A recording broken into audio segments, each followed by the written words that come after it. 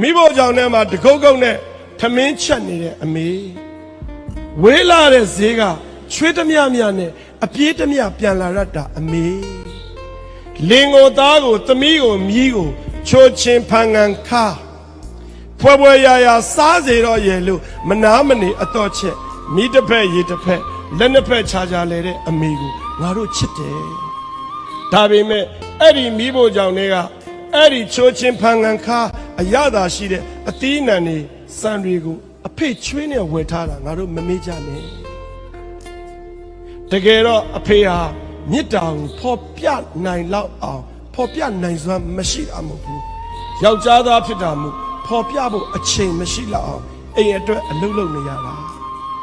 အိမ်ဦးနာလို့ပြောပြီးတကယ်တော့အိမ်ရဲ့အလုပ်သမားကြီးဟာအဖေပဲ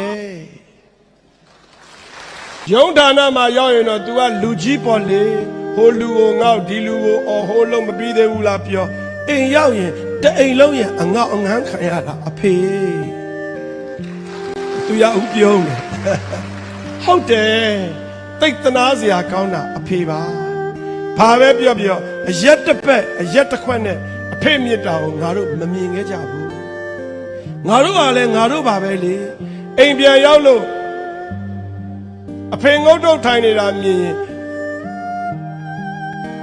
အဖေငုတ်တုတ်ထိုင်နေတာမြင်တယ်ဆက်လက်ကြီးတောက်လို့အမေရောလို့ဟောဒီပါဇက်ကမေးတယ်အမေငုတ်တုတ်ထိုင်တဲ့အခါအဖေရောလို့တခါမှမမေးတာငါတို့